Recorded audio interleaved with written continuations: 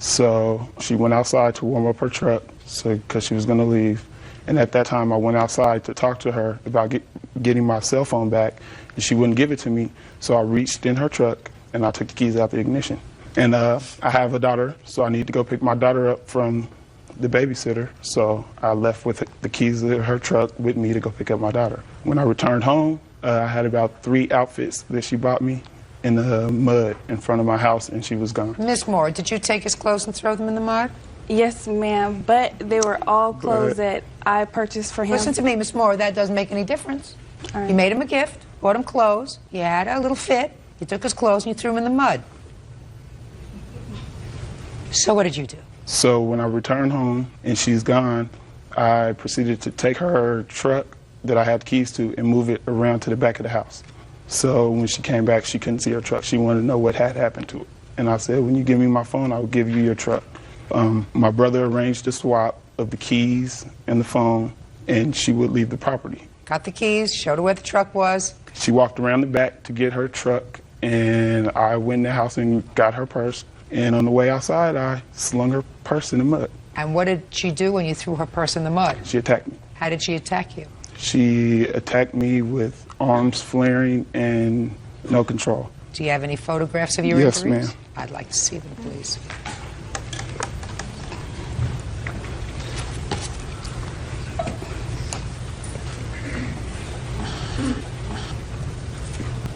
Did you hit her back? No, ma'am. Smart. I would never do anything like that. Not to mention that this is 2 months after I got shot and almost lost my life, and she still thought it'd be right. Shh! Don't look at her. Look at me. Who shot you? I was a victim of a violent crime. I don't know who shot me. I had surgery on my stomach, 8 hours. I'm trying to rehab from that, and... Okay, so Mr. Smooth, Yes, ma'am. you were messing around while you had a girlfriend. She thought she was your girlfriend. She thought I was messing around. Yeah, well, she thought so, and she had the cell phone, and she had the numbers. I have to assume that you were not involved in a monogamous relationship with the defendant, which means she wasn't the only one. Is that a fair statement? Yes, ma'am. Okay. She got angry. Mm-hmm. She took your cell phone. You have no right to do that. It's his property. Take it. You're stealing it. You went in and you grabbed her car keys. You're not allowed to do that. Right. Then she left, and you went to pick up your My daughter. daughter. You come back, and you find your clothes in the mud. She comes back. You've moved her truck in the back just to annoy her, and you were successful. Yes.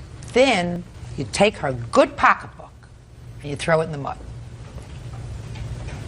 However, madam, that does not give you license to pick up your hands and to strike him and to scratch his face and to act like an alley cat. Do we understand each other? Yes, ma'am. You are one lucky girl that he didn't have you arrested. Why didn't you have her arrested? Because I do not dislike Siobhan. Outrageous behavior. Judge Judy continues in a moment. You were a little morally wrong, then you were a little morally wrong, then you were a little morally wrong, then you were a little morally wrong, then you got physical. And later today... Are we finished now? No, I'm not. Are you finished? Well, not really. Are we finished now? Okay, yeah, I'm finished from that point on. Mark that down. He's finished. So noted. Thank you. Real cases, real people. Judge Judy. Justin Smooth says ex-girlfriend Siobhan Moore scratched his face during an argument. Oh, you had some scratches and they were treated. You didn't go to the hospital or a doctor, did you? No, ma'am. I didn't think so. All right, so you were a little morally wrong, then you were a little morally wrong, then you were a little morally wrong, then you were a little morally wrong, then you got physical. Right? Unacceptable behavior. Right. You had no physical injury other than a few scratches on your face. Judgment for the plaintiff in the amount of $1,000. That's all. Step out. Parties are excused. You may step out.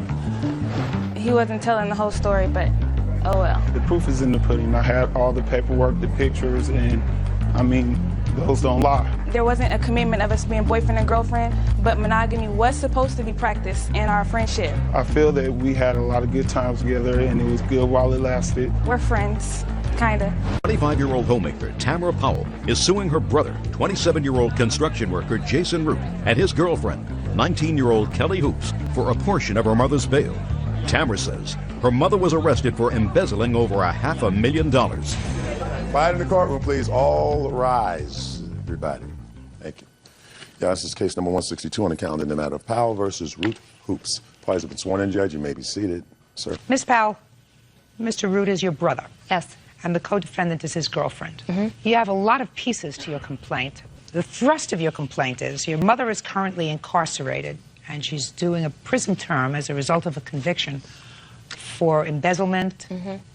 It is your claim that at some point prior to her being incarcerated, your brother and his girlfriend called you and prevailed upon you to put up bail for your mother.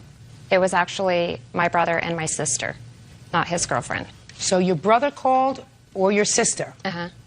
and asked you to assist in putting up bail money. It would be split 3 ways. You put up the bail money, your brother hasn't paid you back. No.